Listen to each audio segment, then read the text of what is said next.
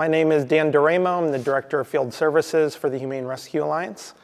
Today we're going to be going over some information about how to put together the outdoor shelters that we make here for community cats. First, let's go over the types of supplies that you need. Now, one thing with the shelter building is it can be done a variety of ways, and with that comes a variety of different supplies. So while I'm showing you some of the supplies specific to the way we do it here, this isn't the only way to do it. So you can follow along with these specific supplies, and then you can put it together just like this, but also I'll give you some tips on things that you should keep in mind when looking for other supplies to build it how you want. So first you're going to need a shelter container of some sort. We're going to start with a 18-gallon Rubbermaid tote. The reason we go with this is because it's a good size for a single cat. Now, HRA gives out a lot of shelters to the community, and this is just a good sort of general use, works well in a lot of scenarios, size of tote. One thing to think about when you're choosing the tote that you want or the container that you want is, one, thinking about how animals stay warm in a shelter, outdoor shelter in the first place, and two, what does your setup look like? How many cats do you have? How many cats, are they friendly with each other? Would they go into a shelter at the same time? Would they all fight and kick each other out, so you're only gonna have one cat in the shelter? So again, you can make it specific to your setup, or you can do something more general like this. Now, the way animals stay warm in an outdoor shelter that doesn't have some sort of heating source, heating pad, heat lamp, something like that, is the only heat source is the animal itself. So this is true for dog houses and similar for these cat shelters as well. To actually create a warm shelter, the animal, the cat, will need to heat the inside of the shelter with its body heat. So if you have one cat in the shelter and you have a giant sized tote, it is going to be very difficult for that cat to warm the inside of a large tote with its body heat. So essentially it's going to stay just as cold on the inside of the tote as it is outside. Now, a lot of community cats are pretty used to the elements and handling themselves, finding appropriate shelter. They're more accustomed to outdoor living than inside. So the other benefit of these shelters is not necessarily that it's this warm, cozy place for them to stay, but it helps keep them dry, out of the wind, out of the snow, and also with the straw bedding that's in there, that also helps provide some sort of insulation to their body heat as well. But the shelter itself, like I said, is not necessarily going to provide this warm, cozy shelter as much as it is just a shelter from the elements. So we are going to do a few things to this tote to help add to that insulative value to it. And there's some ways to do it right so that it is more long lasting. But this is, shelters that are constructed in this manner you're gonna get one winter season out of them at most. Before you have to refresh the straw, maybe redo some of the tape, maybe the insulation is starting to come down. These are not meant to be multi-year, set it and forget it type setup. So, like I said, first we're gonna talk about the tote. We do an 18-gallon tote here. It's good for a single cat sort of setup, plus it helps us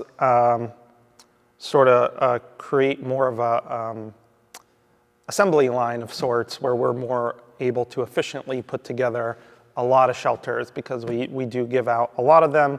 It allows us to sort of make a template for the insulation pieces that we use, so that I can cut a whole bunch of pieces to the right size. I have a whole bunch of totes that are the same size, and we can put them together more efficiently. You can use any size tote you want. You can get different insulation pieces that you want. If you're only building 1, 2, 3, 4, it's not as important to have this sort of streamline assembly line setup going. But again, this is super appropriate for whether you're building 1 shelter or 25 shelters. So 18-gallon Rubbermaid tote. This is what we're going to use. A couple other totes that could be used. Some people use the insulated boxes. Sometimes, depending if you have access to, if you're friends with your veterinarian, a lot of times they'll have medications that are temperature controlled. They'll be delivered in these big, thick styrofoam boxes. That pretty much does all the work for you. All you got to do is cut a hole in that and you have a shelter. Stick some straw in there. You can protect the styrofoam a little better if you put it in a tote, something like that. But if that is going to be something that's in, under your porch, somewhere that's a little more controlled and not exposed to the elements, that is a very good option for a really quick type of shelter that comes pre-insulated. Some other things that people use are actual coolers, like an insulated igloo cooler, something like that. Again, you want something size appropriate for the number of animals that you think are going to be in there, but that's going to be a really quick and easy way to get a weatherproof insulated container that really all you need to do is cut an access hole into, put some bedding in there, and you're good to go. Then there's plenty of options out there for actual outdoor pre-built cat shelters. Those are going to be much more expensive than this setup, but some of them, if you have something that you want to be more aesthetically pleasing, if you want it in your front yard, or you want it to be somewhere that's visible, or it is going to be visible, so you don't necessarily want a tote like this, maybe you think about going that route with it, where you have something that is just as comfortable for the cats, but also is a little prettier to look at. All right, so let's focus on this setup. We start with a tote. Step 1 is going to be to cut a hole into one of the sides for the cat to be able to access into the shelter. Some things to think about there when you're creating an access hole. That is going to be an area where any warmth in that does accumulate in that shelter is going to be lost. So you want to create as small of a hole as possible that allows the cat to go in and out comfortably, while also not making it huge and allowing any sort of heat or drafts, the wind, if it's rainy, allowing more rain or snow to get in there. Cats can pretty much go anywhere that their head can fit. So you think of a cat head about this big, maybe about 5-inch by 5-inch square hole is appropriate for the entrance for a shelter. So this tote, we have a hole already cut. You can see here, we already cut it. Cut it not at the bottom of the tote, higher up. This is going to allow you to put a lot more straw and bedding in there, which is going to allow the cat to go in and nest and kind of get cozy in that bedding and stay a little warmer. And it'll help hold it in. So, if you had the shelter sort of down here at the bottom, you could stick it in there, but then also as the cats go in and out, they're just going to drag it out the bottom. Also, if it's down on the ground, any water, dirt, things like that will make it easier to get into the shelter. So Some things to think about when you're cutting it. I use, again, for efficiency, we're going through a lot of them. I use a Dremel with a plastic cutting wheel. Makes very quick work of cutting a bunch of holes. Cuts nice clean edges. I don't have to worry about cracking it. Again, a Dremel might be a little more expensive if you don't already have one. Might not make much sense to buy a Dremel for 70 bucks if this is the only thing that you're going to use it for. Some things that could also be used if you don't have something as nice as a Dremel. One, you want to make sure you're doing this where the plastic is warm. If you're trying to cut or open up cold plastic, you're much more likely to crack it and break it open. So room temperature or warmer than that will make it a little easier. Getting a sharp knife, being careful, sort of poking a hole in there and sort of working your way around it. There are some, again, more specific plastic cutting tools that use heat or sort of, you plug them in and the blade gets real hot and it melts its way through it. If you're gonna spend money on a tool, like I said, the most basic of Dremels, I think, is in the range of $40 to $50. An even more basic one than this. And it just, like I said, takes less than a minute to cut the hole on this, and there's never any cracks. It's a nice clean cut. You don't have jagged edges. It makes it a lot easier to put the tape on later. If that's something that you can utilize, then it's definitely makes it worth it. So now you have your tote, you have your hole, and next we're going to insulate it or add some additional insulation to it to help keep it a little warmer for the cats when they're in there. So as you can see, we have an empty tote. Now again, in the interest of streamlining, creating an assembly line, so to speak, because we make a lot of shelters here, we have a template for this specific size of tote. Again, this is an 18-gallon Rubbermaid tote. It's about 16 inches tall, I believe, roughly about 11 inches wide, and I think probably about 18 inches long, something like that. But it's a pretty standard Rubbermaid tote size. So the template to do this specific one, before I get to the template, insulation materials. Again, a lot of ways to do it. Some ways are cheaper than others.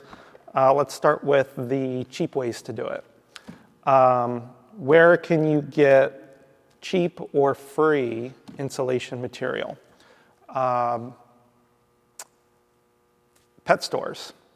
A lot of fish that you see at pet stores are delivered to pet stores in pouches that come in insulated bags. And the bags are made of this same material. It's kind of bubble wrap lined with Mylar on either side, but it comes in sort of a pouch material. Most of those pet stores have no use for that once the fish come to the store. So that is and we get it here at the shelter sometimes, but PetSmart, Petco, any of your fish stores, check them out. They might have a supply of that, and then you can sort of cut open those pouches to get nice flat material pieces, and then you can use it to line the tote as you need it. Another good place to go to for free insulation material is Home Depot or Lowe's or some home improvement store.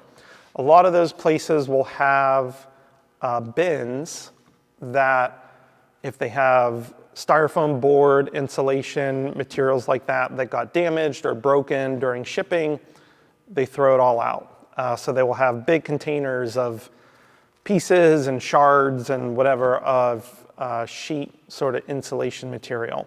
And some of those are plenty big enough pieces that you can cut out whole sort of chunks to piece together your insulation in your tote and actually make a very nice insulated sort of shelter here for a cat. So again, if you're looking to build 1, 2, 3, just a couple of them, and you're okay with just piecing it together, looking for supplies where you can get them, trying to keep it as inexpensive as possible, those are really good ideas for where you can get some low to no cost, pretty high quality materials for what we are trying to do here. Here we have our insulation material that we're going to need, or that we're going to use. Again, this comes in rolls that you can buy on Amazon. We do have them on our wish list, the HRA Amazon wish list. These specific totes, the 18-gallon Rubbermaid totes, as well as rolls of this insulation material. It comes in 50-foot rolls and it's 16 inches wide. And again, that's what we utilize here. That's a good way to go onto our Amazon wish list to buy some of those if you want to help us, help people, help community cats. But this is the exact material that came in through donations from someone generous enough to send those to us. And this is what we do with those donations once they get here. So, like I said, this comes in a 50-foot roll, 16 inches wide. Fits perfectly for this size tote because it is a 16-inch tall tote. So the 18-gallon tote template, you're going to cut, and here is that. You're going to cut 2 pieces that are 22 inches long, and again, 16 inches wide. 22-inch long pieces, 2 of them. You're gonna get another 22-inch long piece, and you're gonna cut each corner, maybe about 4, 5 inches, like that at an angle. So essentially 3 22-inch long pieces, one of which is cut on the corners. You're going to cut 2 15-inch long pieces, again, 16 inches wide, but it's going to be 2 15-inch pieces. And then this one takes a little bit more cutting, 17-inch by 11-inch size piece, and this will be for the lid.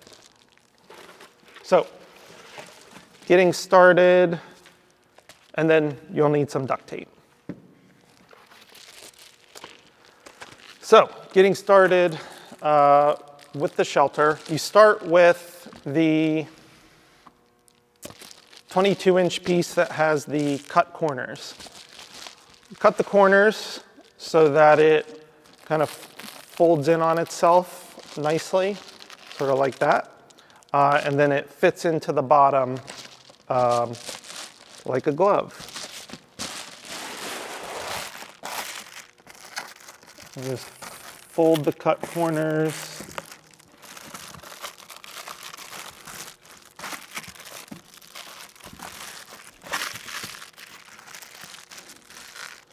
Over top of each other, and then you can see that it really does fit in there pretty nice.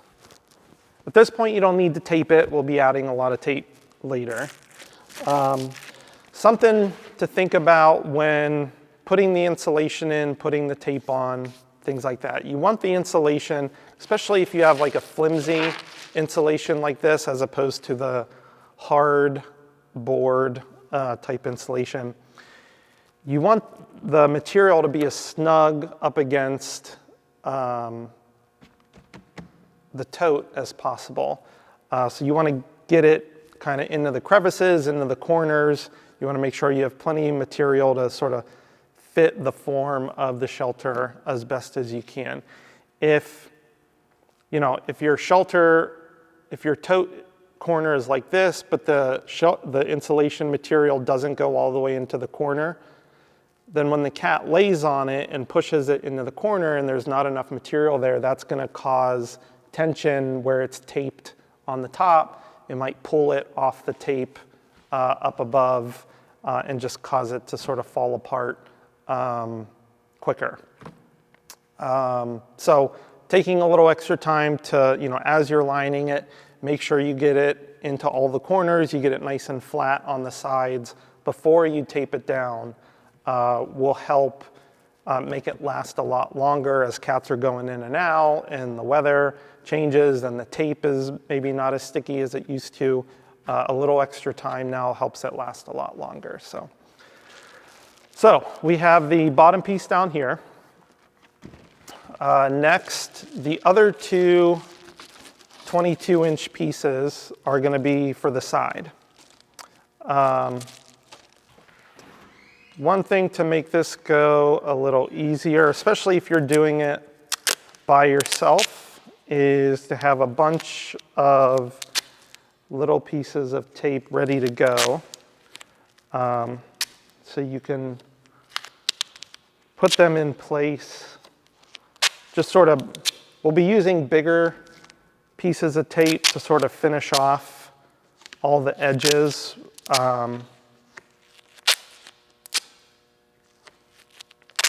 Once all the insulation is in place, but having a bunch of these little places will just help hold everything in the spot that you want it to stay in while you're fitting everything else together.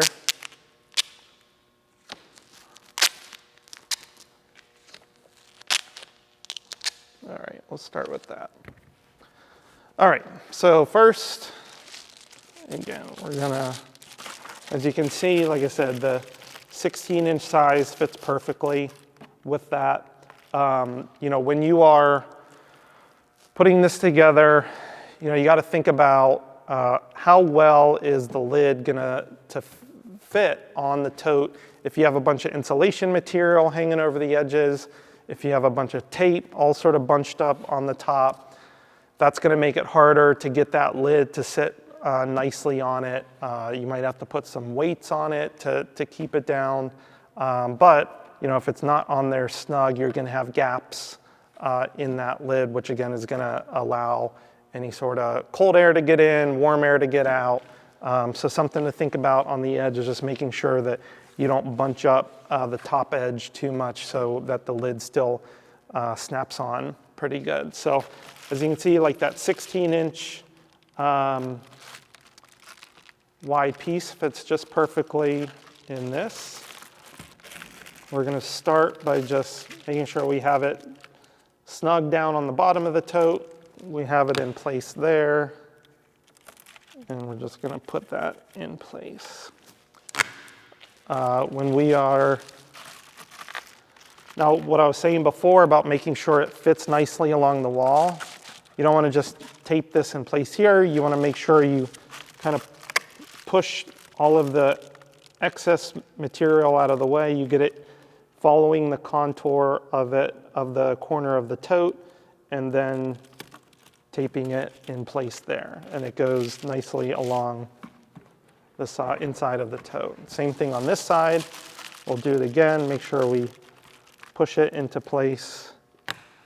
And again, these little pieces of tape are just to hold it in place while we get everything else together, and then we'll be putting the bigger pieces in to finish it off afterwards. And then same thing on the other side. Center it. This one to hold it in place there, and then again on the corners, make sure kind of push it all the way into the corner. Tape it in place there, and then again on this side, kind of push it into the corner, and then throw another piece on there. So, as you can see, it's starting to come along. Now you have your two 15-inch pieces. We're going to do the same thing except on the front and the back.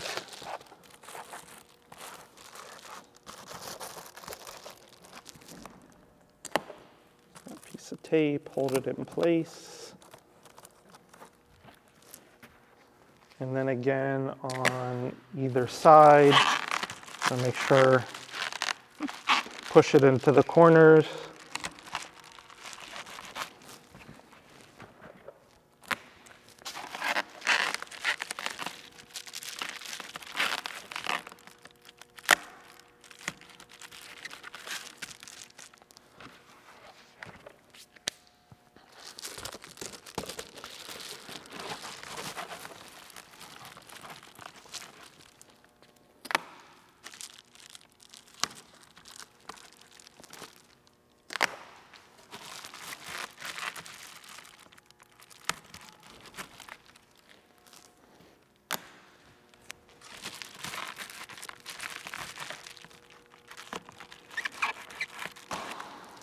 So, all the pieces are now in place. Again, just holding them in place with the little pieces of tape. You can see it fits the form of the tote really well. There's not big gaps in between the tote and the insulation that are going to cause it to get stretched or pulled one way or the other. And then next, we just finish off with the big pieces of tape to do every edge. So that's each of the corner edges that we have here, all along the top, and then all along the bottom as well. So some things that I've seen with other totes made, you don't need one big continuous piece to tape all that down. You need continuous tape coverage, but that can be multiple pieces. It gets a lot harder when you have one big piece to not have it get bunched up or wrinkled on itself or not covering it totally. You can have a nice tighter fit with the tape if you do a couple sections at a time. So that's the way I do it. I'm able to get sort of a nicer edge to it again with on the top here where the lid is still trying to close. And then I just kind of do maybe 4 or 5 inches at a time. I'll show you what I do on the corners here. That can be a tricky spot.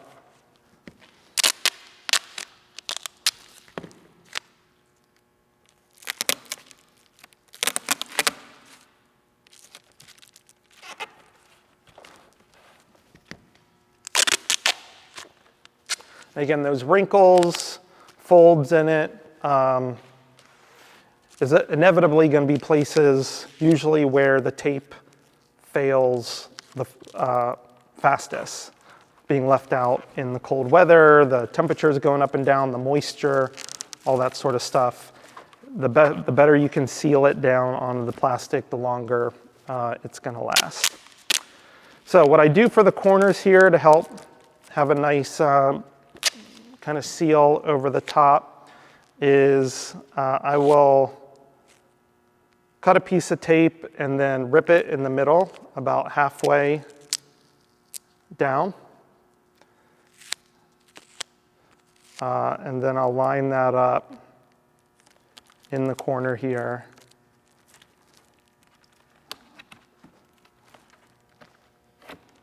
So that I can pull it over the sides like that without having a big bunch up in the corner. So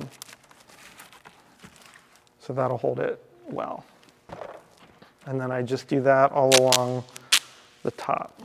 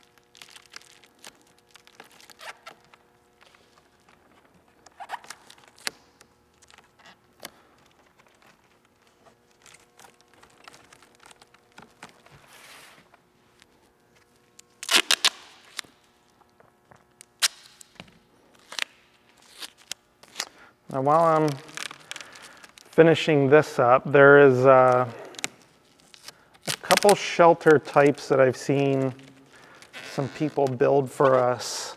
Actually, there were some Eagle Scout projects that turned out really nice.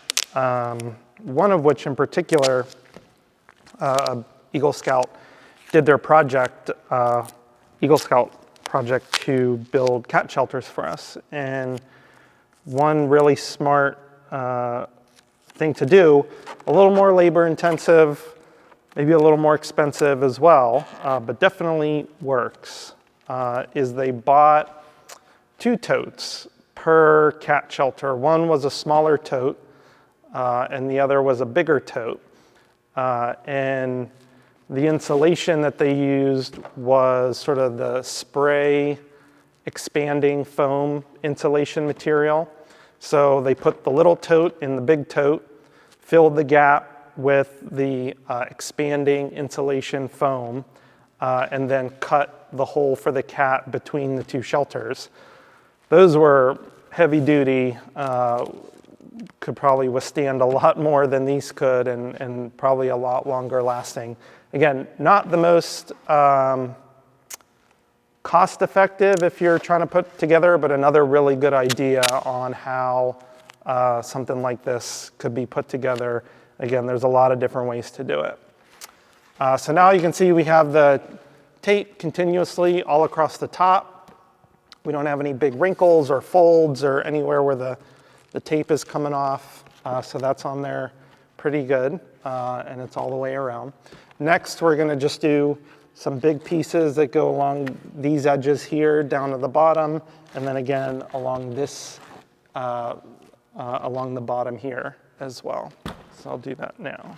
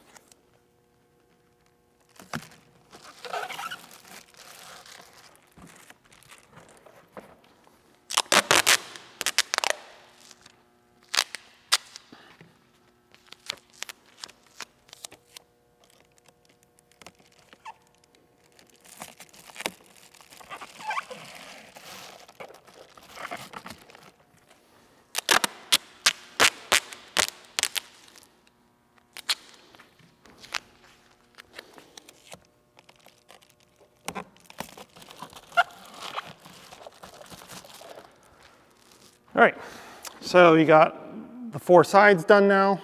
And then we're just gonna go around the bottom edge to finish off the taping. Here, the corners get a little bunched up. It's hard to do it, so I usually do the sides first, leave the corners for the last, and then I do it kind of smaller pieces in time, at a time. It allows me to kind of fit it a little better, you know, than trying to keep a handle on a big piece of tape that's gonna get all bunched up on itself.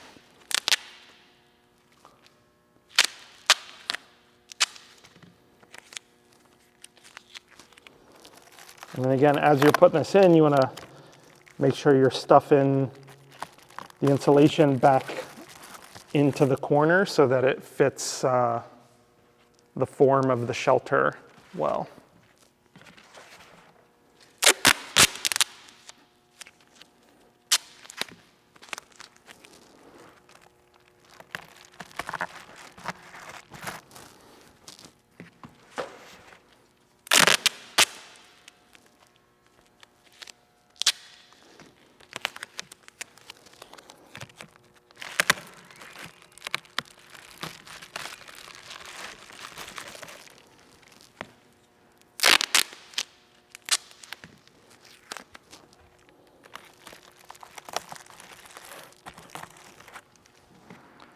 Last, we do the corners. Again, it's not a real good way not to get it too bunched up. I just try to, like I said, keep the pieces of tape small. And that way it's a little easier to do a curved edge a little bit at a time as opposed to a big piece trying to squish it into a curved corner.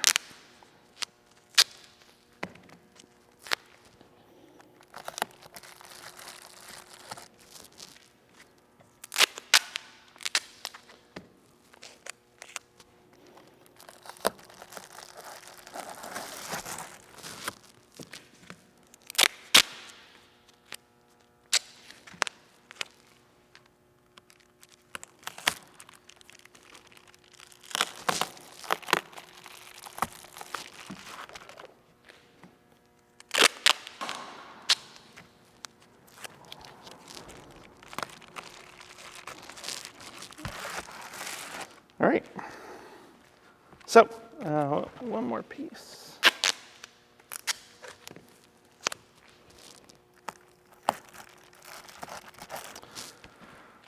All right, so you can see all of the edges are now totally taped up. The insulation is nice and tight to the walls and into the corners, so it's not gonna shift around or get pulled down if a cat lays on it, anything like that. So we're in good shape. Next, we're gonna put a piece of insulation on the lid. Again, this just helps a little bit more hold in whatever warmth might be accumulating in the shelter. You don't want a bunch of insulation in the corners itself because the lid won't fit tightly and then kind of works against itself by leaving gaps, kind of like having your window open while you're trying to warm your house. So this just fits kind of in the middle. Here again, we'll use these little pieces to hold it in place. And then we'll go back over it with the bigger pieces to sort of seal it all down. So again, just kind of covering that top part.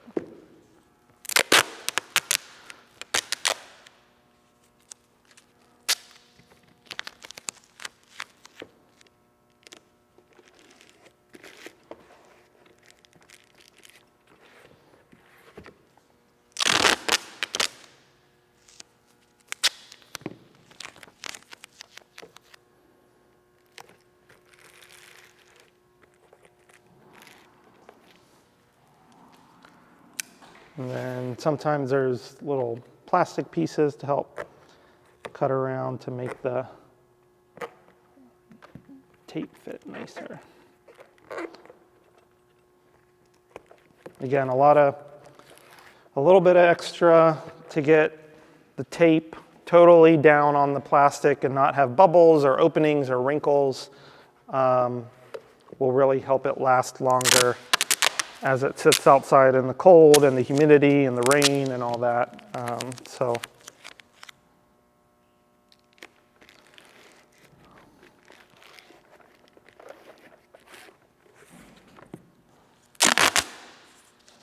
The end here.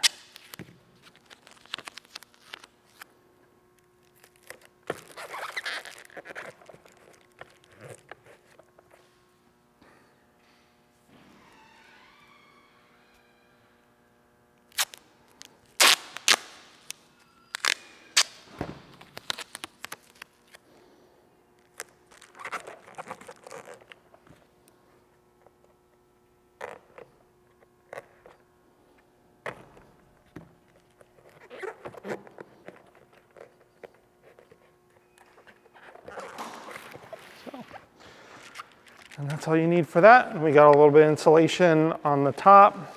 The edges are still nice and clear so that it still fits on tight.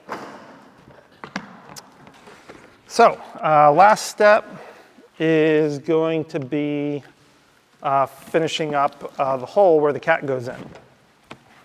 So that can be done just with a knife, depending on the material that you use. This bubble insulation cuts very easily. If you have a thicker foam material, you might need to pre-cut it. Again, depending on the material you're using, the tools that you have. But with this, it cuts pretty easy.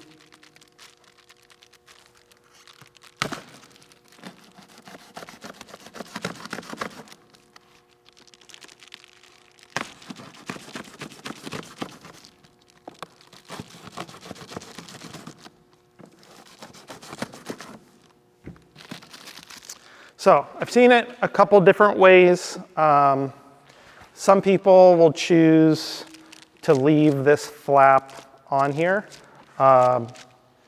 Helps, it can definitely help block some of the rain, snow, even some of the wind.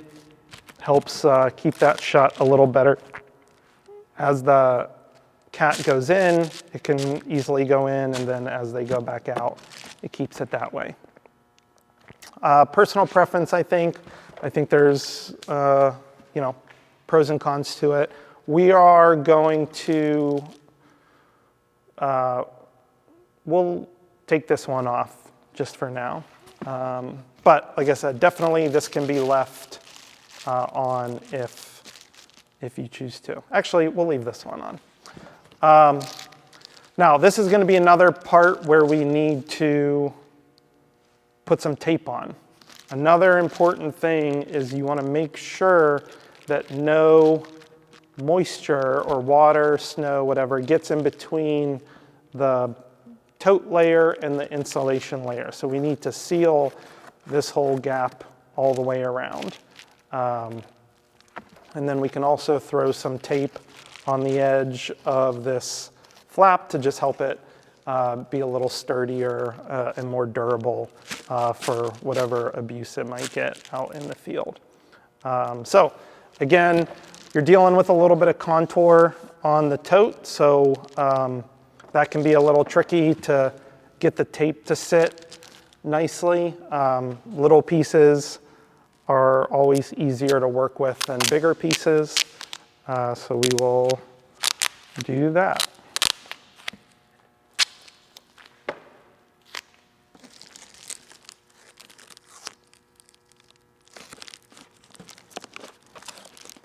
And again, we're just halfway on the inside, halfway on the outside, just making sure we seal that whole corner or that whole edge, and then we'll go back through and put some over the corners as well.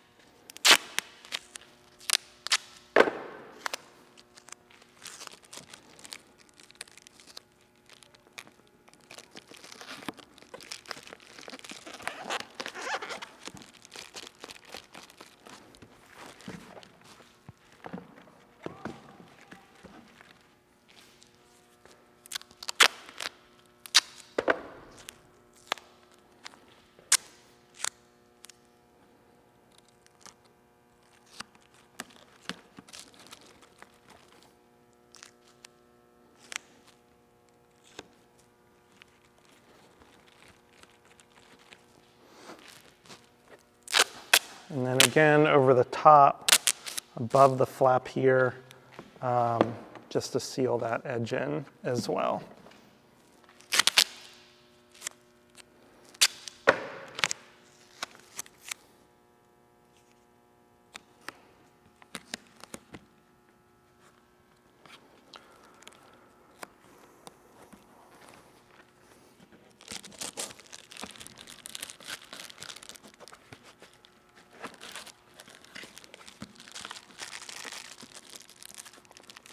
All right.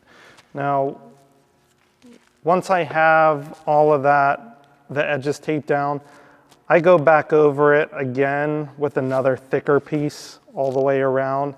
This tape is going to be more continuously exposed to the elements, so just another layer of it will help it hold up to all that and maybe last a little longer.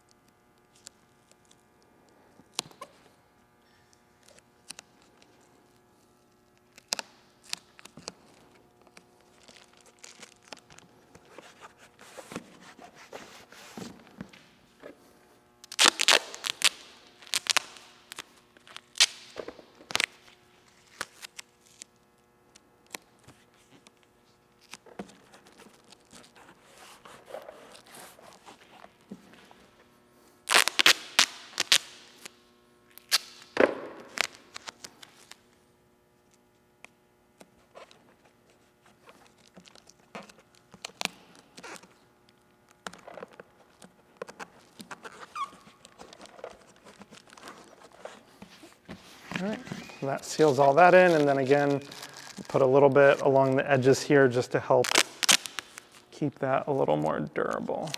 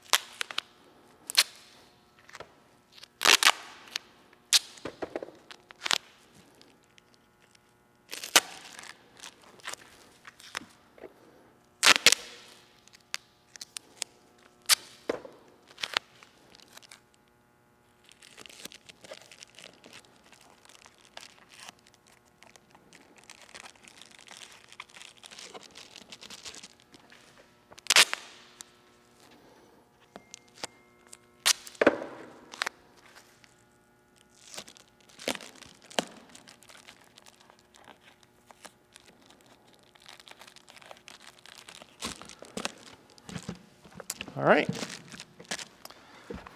and that's it. And this is your insulated cat shelter. And then the tote goes on here like this, and there you go. So, like I said, a lot of different ways to do it. Hopefully you heard some things in here that even if you don't do it with this specific material, there's some tips that I went over that you can apply to whatever material you use, whatever container, insulation, whatever it may be. Again, this is specifically what we do, how we do it with the donated material that we get. Again, that's on our Amazon wish list. When you purchase totes, insulation material that we have listed there, this is exactly what we get. This is exactly what we do with it, and then we distribute them throughout the community. Last step is just to put the straw in it for the bedding. It also, the straw will provide some insulation itself to the cat. The straw also takes up some of that space in the shelter, so there's less open space that needs to be heated with the cat's body heat. And again, it's important to use straw, not hay. Straw would be bedding, and hay is food. But the straw pieces are going to be hollow pieces of grass, and that helps hold in the body heat as the cat is laying on it. So you want to be pretty generous with the straw that you put in there. Again, keeping in mind that when the cat goes in, it's going to lay on it, smush it down, sort of nest in it. So you want to make sure there's plenty of it in there for the cat to do that. If you only have just a little bit on the bottom to start with, once the cat goes in and lays down, there's really not going to be much insulation for it, for the cat there at all. So to start off, like I said, it's going to look a little over full. So pretty full like this. And then again, once the cat goes in and really smushes it down and lays on it, you can see that it'll be a much nicer sort of nest for the cat to sort of curl up in there and stay warm. So be generous with the straw. Not so much that, you know, it's blocked and the cat can't get through, but you know, you want a good amount in there. And then they'll go in and make a little bed with it, and then this one's good to go, ready to go out into the field. Think about putting something heavy on here just so it doesn't get knocked over, something like that. Make sure the lid stays on it. You do want to check on it throughout the season to make sure it's clean. The straw doesn't need to be refreshed. It didn't take on water or anything like that, because if that does happen, nothing's going to use it. It's just going to be a waste. So, you know, putting it together nicely like this should last you throughout the winter. And then at the end of the winter, you know, maybe you just need to refresh some of the tape, maybe put some more insulation in there, or I'm sorry, more straw in there, and get it ready to go for the next winter. But other than that, that's how we do it here, and hopefully that helped.